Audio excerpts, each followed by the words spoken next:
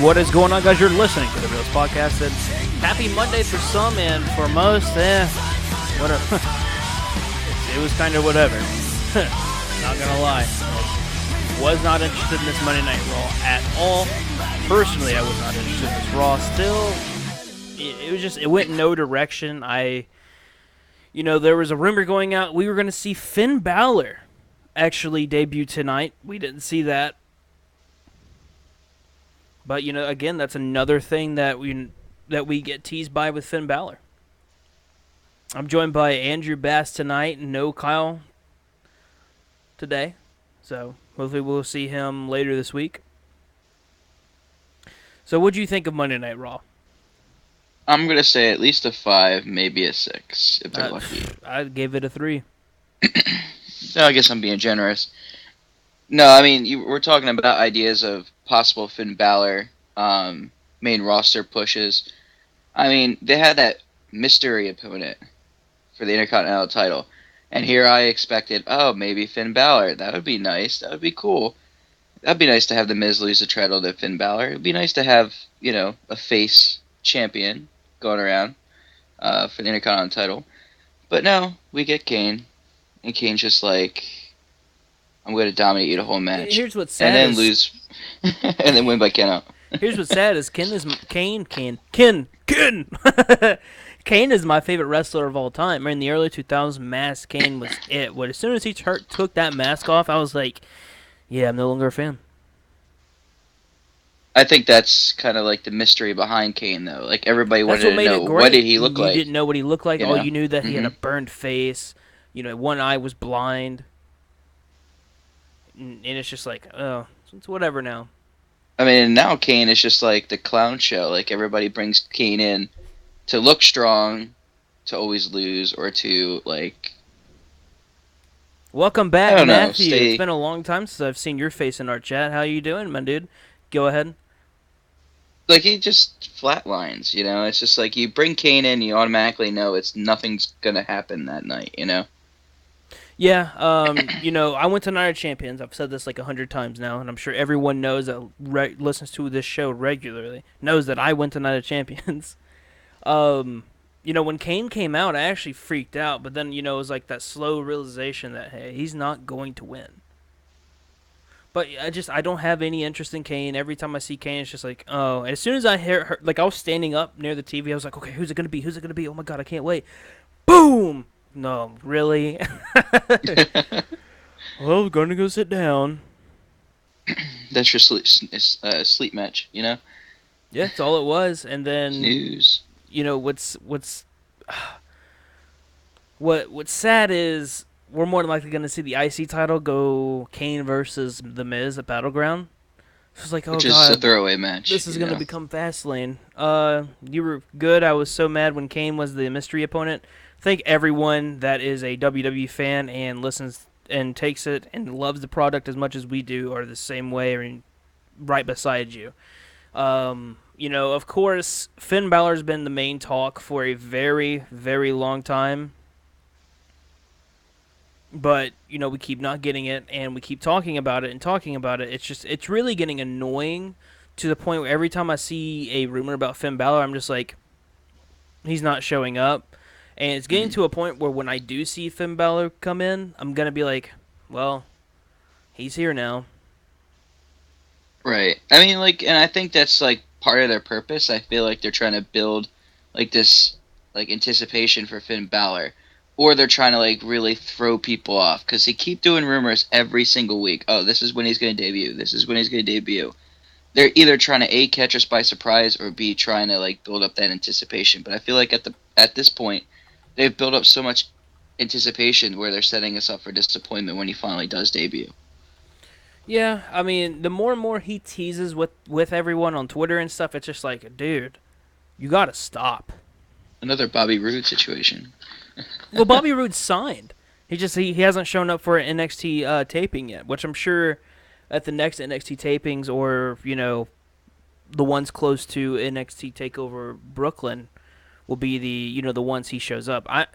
I'm pretty sure his first match will be at TakeOver Brooklyn. I highly doubt that it will be at NXT NXT, TV taping, there was a rumor that Chris Masters was spotted outside. Apparently, I don't know if we see Chris Masters. He's going to be a jobber for whatever brand he gets put on. They've actually have been talking to a lot of former talent. Kurt Angle was one of them, but Kurt Angle came out and apparently, Kurt Angle came out and said, "I will be back in WWE." He just doesn't know when. But Angle messed up by saying that, and apparently talks have stopped. They've also apparently have gotten in contact with Carlito, Shelton Benjamin. I mean, these are all rumors. They've also apparently have gotten in contact with John Morrison or Johnny. Nitro, I think it No, was before. Johnny in Lucha Underground. Johnny. God, what's his name? Johnny Mundo. Johnny Mundo in Lucha Underground. So that's just a rumor. So. Well, John Morrison would be an excellent addition. I mean, Yeah. to the main roster again. He was really cool. I liked him. In Lucha Underground, he's absolutely amazing. But here he just wasn't used right. I mean, I think he had one really, really good year in the Royal Rumble, and it seemed like he was going to start getting a push, but then he went back down here to jobbing. If he gets brought in, he'll be a mid-carder again. I don't see, anyone getting brought in that's former talent going to the top at all. I mean, that's like AJ Styles. AJ Styles was signed to be a mid-carder to a low-card to help talent. Yeah, but I don't see him staying there for forever. I mean, I see him getting his chance to shine. But now, since he's getting the reaction he's now a top 5 star, and they're treating him like that. Matthew also says, "I guess MVP, Crime Time, Rey Mysterio, etc." Yeah, I've heard that too. It's just another situation. If it's true, then we'll see it happen. If it's not, then it's kind of, I wouldn't say pointless news, but I mean, we can only talk so much about people getting in contact. Cody Rhodes got in contact with WWE, but it's only for WWE merchandising. Sell his merchandise. Yeah. They want to put him on the Legends tab so they could sell his merchandise as Cody Rhodes. Yeah. I don't, again, it's really hard to talk about this Raw. I really enjoyed the very beginning of this Raw when they started off with Seth Rollins talking about Roman Reigns and all of that. I honestly, for a second there, when he paused, I thought he's going to go off script. But it was all, of course, all scripted and everything. Look, I said this on Keeping It Real. I do not believe that Roman Reigns deserves to be a part of that main title or a part of that title at all. That needs to be a one-on-one match. I get why, because it's probably the last opportunity they'll have to do that triple threat match. But what kind of image does that give your company when you're letting a guy, and you're also your other, everyone else in the roster who's like a mid-carder down, saying, yeah, he failed our wellness policy, but we're still going to let him go after the title, and we're still going to let him wrestle at that pay-per-view and main event it. Mm-hmm. And that's the thing. They did everything to push that idea that it's not a one-on-one match, and Seth Rollins is the only one who's beating the bush and saying it should be a one-on-one match, and I definitely agree with that. It should be a one-on-one match.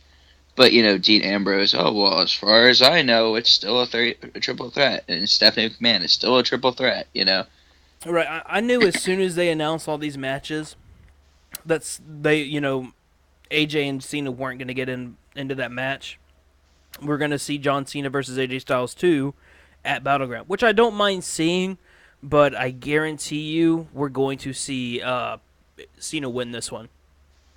Yeah. I doubt we're going to see AJ Styles win that. Well, there's so many things to take into consideration when it comes to this, feud between Cena and Styles. I mean, first off, and I'm just going to say this real quick, just as a quick side note, I wouldn't have been opposed to a Fatal 5-Way, or even a Fatal 4-Way with Cena and Styles being involved. Of course, they would be a no factor in any of the title because they're feuding, so they would just take each other out. It's like a Sami Zayn and Kevin Owens deal. But, that's something I would have definitely loved to see in the future. But in terms of the rivalry going on between AJ Styles and John Cena, it's like, what's going to happen now? Again, we see this 3-on-1 thing with Cena. And, Cena being Superman coming out and taking out the club real quick at the end of that match and then getting jumped at the end of the match. If they were going to do anything like bring in a tag team partner or somebody to help out Cena, tonight was the night. You know what's crazy is Dean Ambrose during the opening promo still made Roman Reigns look strong, and Roman Reigns wasn't even there. That's crazy. I cannot believe that. Well, Roman Reigns, he's not here. I'm still gonna wrestle him. This and that. He kept going on about Reigns, and I'm just like, dude, they're still going on about him, and making him strong. Why? What 'Cause is he's what Superman. is the new club logo? I'm sure it means something for the Japanese. It's something in Japanese. I don't know what it means, but I'm sure it has something to represent the New Japan Pro Wrestling, or has some meaning behind it for the Bullet Club. I don't know. And that's a total guess for me. I could be totally wrong, but I don't like that they do that with Roman Reigns. Like, the guy screwed up, and we're playing off as if, well, he screwed up, but we're still going to allow him to wrestle. No big deal. That just blows my mind that they do this. Well, and just like I said, in keeping it real last time, it's just you see the clear cut difference between a top competitor and a mid carder. Mid carders, they have absolutely no issue blacklisting. Yet the people at the top, if they get caught doing something that is not so appropriate with the company, they get breaks. And it's just like we know that Roman Reigns was only going to lose the title at first until the story leaked that he was failing this wellness test, and now all of a sudden it's a 30-day suspension on top of that, and he still gets to compete at Battleground, which is kind of For the counterproductive to title. the product for the title, which is still counterproductive for your product and counterproductive for your talent. Looking Again, at how he's being treated. what image does that give your brand and your product? I'll tell you, man, if it were me, I wouldn't want to be with the company anymore. I would say, how is this fair that you're treating them with a lot more respect than me when I might work my ass off just as hard as Oh, Roman could you Reigns, imagine what and Connor just because thinks? of that? Absolutely. I mean, Connor, like I said, like everyone probably has heard me say over and over again, I like the Ascension. When they were over at NXT, they were amazing. Then they brought them over to WWE and they ruined them. And you get guys like Connor who work their ass off, and they see this shit. He gets kicked off, the show for 30 days, and he's still not back on the show in terms of wrestling. Right. And Roman Reigns, he gets a scoot right by and stay in the championship picture. Matthew asked, "Do you think Roman Reigns' suspension was a work part of the storyline?" No, it was not. Mm. Actually, if Matthew, I'll tell you this. Go listen to Keeping It Real. We go into more detail, but I'll tell you this: Roman Reigns, apparently, the WWE, Vince McMahon, all of them knew about it. His original punishment was for him to lose the title at Money in the Bank. Well, it got leaked out that he failed the wellness policy test, and they suspended him Tuesday morning after the triple threat match was announced. They had no choice but to, suspend him. So originally, he wasn't going to get suspended for it. The punishment was for him to lose the title. Honestly, how they're keeping this feud going with just Ambrose and Rollins is outstanding, and I think that really speaks to the hard work of Dean Ambrose and Seth Rollins to really push Roman Reigns when he's not here, No, because I don't it find it just good. falls into place. I get Well, what it's they're not a doing. good situation, They're but they're just doing the best with the hand that they're dealt. they're just putting a bunch of pointless feuds like tonight with the whole Fatal 4-Way thing. They're just putting that on there. That way they have something until Roman gets back. Mm. So it's kind of like, eh. And by the way, the writers tonight should be ashamed because, again, there was no direction with tonight's Raw. No, None whatsoever. it I was mean, all over the place. I will say the highlight of the night, it was good to see Sasha Banks back in the ring tonight. Yes.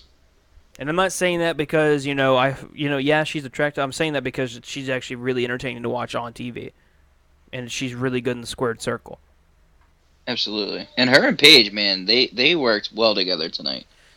Charlotte and Dana Brooke are getting on my nerves because it's like just pointless screaming with them. It's like, Mm. ah, Well, that's Dana Brooke's ah. character. She's loud and obnoxious. Yeah, with Dana, but like every time Charlotte gets hit, ah. I'm just like, oh my god. It's like, you're killing her, man. Seriously, don't kill her. Don't do it. Oh man. What else happened with Raw? This is how bad Raw today was. Like, there's nothing to talk about with Raw. We saw an epic tag team match. Are you kidding me? Apollo Crews and Cesaro getting a dominant tag team victory over Sheamus and Alberto Del Rio. And Alberto Del Rio turned turncoat and turned on Sheamus and attacked him. Walked out on him. We get to see Titus O'Neil go for the U.S. Championship against Rusev, more than likely. Awesome. Yeah, well, after the nice little count-out victory you predicted. Yeah, no lie, people. I was on the phone with Andrew, and I'm about to say, I said, I guarantee you Titus will win this match somehow, and that'll be the way he gets back in the U.S. title picture. About 30 seconds later. 30 seconds later, he gets counted out. Another big one is, Enzo and Cass. For an hour straight, I think we had where in ring, we didn't see anything. It was just like 5 seconds in the ring and that's it. Like with Enzo and Cass, like they had that whole, we're going to have the whole crowd do the wave. All right, when that bell rings, they start doing the wave, pop, end of the match. So it's like, okay. And then, Becky Lynch was going to wrestle Summer Rae, and then she went after Natalya, which is still, Natalya being heel is awful. Did you hear the pop for Apollo Crews? Mm-hmm. Yeah, I did. That's another thing. Speaking of reactions, Charlotte gets no reaction. She got zero reaction. She didn't get a boo. She didn't get a cheer. She got nothing. I think people are just getting sick of her character at this point. But honestly, I think she should have lost a championship at WrestleMania. That's just me. I think, it's kind of... I'm at the point where it's kind of the same thing for the tag team titles. Like, they need to be in new hands. Need something fresh. Need something different. Like, Samoa Joe won the title, it was just like, oh my god, yes, finally. Well, I'm confused, though, about the Wyatt versus... Well, Titus is from Tampa Bay. That's why he got a big pop like that. Go ahead, Andrew. From the comment section? Yeah. No, I'm just confused about the whole Bray Wyatt New Day thing. Like, I can't tell who's a heel and who's a face, to be honest, because they're both getting cheered. Roman's 100% the baby face, but he's being the face that he doesn't care what the older males of 18 plus think, and all he does is care about what the kids think. There's actually a TMZ video, which I hate TMZ, and I saw it was like TMZ Sports, and it says, like a day before Roman was suspended, and it's Roman at the airport, and people are running up to him wanting autographs, and the guy's asking stupid questions like, so how does it feel to be The Rock's cousin, and do you guys arm wrestle? And the Roman looks up and is like, really, dude? If you're gonna come out with questions, you got to come out and be something better than that. He kept asking stupid questions like, and he's like, so Jerry the King Lawler getting arrested, blah blah blah. I was like, dude, he's not gonna answer that. Mm-hmm. I mean, he kept going on and on about stupid question after stupid question, and then Roman just ignored. I felt bad for Roman because you could tell Roman was really annoyed, and then you have people wanting his autograph, running up to him. Wouldn't you be? If you're a WWE superstar, supposed to be the face of the company, and people are coming up. I was annoyed for him. Now the whole autograph thing, I'm sure gets annoying after time. I'm not saying for him that he was annoyed with people going up to him for autographs. That probably happens at every single airport. But what I'm saying is the reporter asking that dumb of questions must have gotten really, really... That's what I'm saying. Put yourself in his shoes. I mean, I'd be pissed too if somebody came up and started talking about somebody else. I was annoyed for him. Very annoyed for him when I saw that. Back to the Enzo and Cass, though. I'm getting to a point where Big Cass is going to start getting on my not like list. I'm being dead serious. Mr. Superman 3. Well, he says the same shit every time.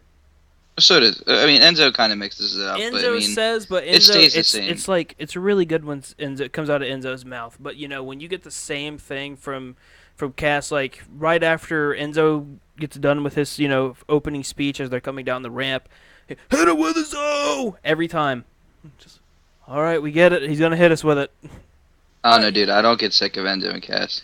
I don't get sick of Enzo. I I don't know think it's like why. my comic relief, dude. When they come out, I'm like, all right, I'm gonna have a good It time. also could be because of how frustrated I am with the tag team division, because the tag team division is probably my favorite like division out of the women's division, the main, singles division, mid card division. Like out of all the divisions that we have, the tag team division is probably my favorite.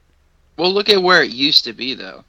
When you go back to like the early 2000s, you know what I mean? With Edge and Christian and the Dudley Boys and the Hardys and the TLC triple threat match, like that was like the best stuff. That was where the tag team division was at an all-time high. And now you're getting this stuff over here with the PG era, and it's kind of like, okay, New Day, cool. Right. Let's just keep the titles on New Days for like a year and a half, and we'll just leave it at that. Right. Another Seth Rollins also did amazing tonight. I love it. I love his heel. Just no, no, no, no, no. We're not having a 5-way. We're not having a 4-way. One-on-one match only. Like, I mean, the way I look at it, he's making his case. He really Absolutely. was making like a true, honest case, and the crowd really popped whenever he's like, this guy says he doesn't care about you. He didn't say sorry to the fans. He said sorry to my family, like all that. I'm just like, dude, bravo. Mm-hmm. It's just, And it's interesting too because you listen to him when he talks, and you get a few boos here and there, but like he's getting cheered out of that arena every single night. Yeah. Did you hear the pop when AJ hit? Oh yeah. Yeah. But it's just the thing, like everybody loves AJ, like whether he's heel or not. TNA Everybody is loves also AJ. in Orlando, Florida. Even though they weren't in Orlando, it's also in Florida. So it's a big reason why. Again, guys, if you are bored with us, I could understand, because today, like I said, tonight we do not have a lot of content. Raw, 3 out of 10 for me. I mean, I should be giving it a lower rate, but just wasn't that great. I actually got up and started sitting at my computer and was doing that type of stuff while Raw was going on. It got that bad. Other WWE news, we got to see that Brock Lesnar's the cover athlete for WWE 2K17. Awesome. Raise your hand if you care. I Every kinda single care. one of you that are raising your hand, you're lying to yourself. I mean, again, just not a good Raw. 2 straight weeks. And, people, and I'm one of them. A lot of people say that Raw's bad, Raw's this, Raw that. A lot of people have too much of high expectations for Monday Night Raw. And they expect it to be, a 10 out of 10 every single week. I can kind of understand where people come from with that. But I look at it this way. It's like, okay, like, yeah, it's cool. But they do this every week of the year. They're going to have bad Raws. Mm-hmm. So, Well, you gotta look at it this way, dude. Like, they're expected to put on a 3-hour show that's supposed to keep people entertained for the whole 3 hours. It's not gonna happen. They should just cut it down to 2 hours again, and instead of making 3 hours of hell, you have 2 hours of decent matches. That's plenty of time. I will say this, for the past few weeks, the first hour has been strong. It's just like they can't get that second hour and that third hour, honestly, the third hour probably would have been really good, but, like, I've already lost interest. I will say this though, like that main event wasn't bad. Like we've seen bad main events the last few weeks. It was not bad at all. That's a but- main event, and that's what I've also been preaching. Why are we seeing dumb main events, and we finally got a main event that deserved to be the main event? That was a great main event, but, again, I lost interest towards the end of the second hour. I could care less. Well, I could tell you right now how they could have improved that second hour. I mean, Instead of hearing the explosion from Kane, you could have heard the demon come out. Just saying. I get I mean, why. that definitely would have kept interest. In all honesty, we probably won't see him till the night after SummerSlam or at SummerSlam. I highly doubt we will see Finn Balor before then. Oh, no, I'm lying. We could see Finn Balor come up during the draft. That's a big possibility. That's a slim possibility. If I were to have to give it from a percent from 0 to 100, I would honestly say 25% chance that we see him before the draft. I would honestly 75 to 90 for SummerSlam. But it would make no sense to have him at a takeover. Well, no, you could have Finn Balor versus Bobby Roode and kind of go out like Sami Zayn did. I mean, at this point, like, all he's going to do is push over the people who are sticking around at NXT. Because, I mean, let's be honest, he's not going to win against Nakamura. No, I mean, they're going to push him, you know? Absolutely. He's not going to beat Nakamura. Nakamura is going for that title at TakeOver or in Brooklyn. 100% going for that title. I don't know. I mean... So, I mean, why would you do that to Finn Balor, though, you know? I mean, it's a good match, but, like, it just really hurts the guy, you know? Yeah. Like, he could be coming up doing better things. By the way, everyone, before I'm about to cut... Like destroying The Miz. Yeah, I'm about to cut the show off because at this point, not a lot to talk about. Raw was bad. You gave it a 5. You gave them a 5. I gave them a 2 to 3. I was generous. Give me a break. This Thursday, I can promise everyone this. This Thursday, we will have Next Big Thing. I saw that is our most viewed show. So, damn it, we're going to have Next Big Thing go up next Thursday. If that means I'm not on it and that's just Andrew and Kyle, so be it. We are going to have Next Big Thing up Thursday. So, speaking of, be sure to hit that like button. Now, if you're enjoying what you're listening to, also hit that subscribe button. That way you never miss a show. Monday nights, obviously, we go live with the Monday Night Raw review. Wednesdays, we go live with In-Game. Every other week, we go live with In-Game. Yes, every other week. This Wednesday, we're going to be going over Star Wars with the new drops and posters on Star Wars Rogue One. We're going to be basically Star Wars out. We're also going to have one next month when Star Wars Celebration happens. So we're going to be talking Star Wars Battlefront, all of our favorite Star Wars games. And we're going to be touching on Star Wars Rogue One and all of everything that's dropped, leaked, etc. Thursday, like I've already promised, we will have Next Big Thing up. Saturdays is Keeping It Real. If you guys want to know what Keeping It Real is basically big news that happened during the week. We talk about those big news. Last week we talked about Talk is Jericho podcast where Chris Benoit's wife-in-law. You know he had a wife-in-law? Sister-in-law. So that's his wife's sister. Came on the show. Talk to Chris Jericho. Must listen. Go to Keeping It Real, and I have that link in the description on that video. We also talked about Roman Reigns and his suspension and everything else, and also the WWE knowing that he failed the wellness policy test and wasn't going to suspend him until it was leaked. So, I was about to cut us off. Follow us on Facebook and Twitter. Facebook.com, just search The Realest Podcast, and Twitter.com/Realest Podcast, or at Realest Podcast. For Andrew Best, I am Blake Carter, and until next time, peace out. Good night, everybody.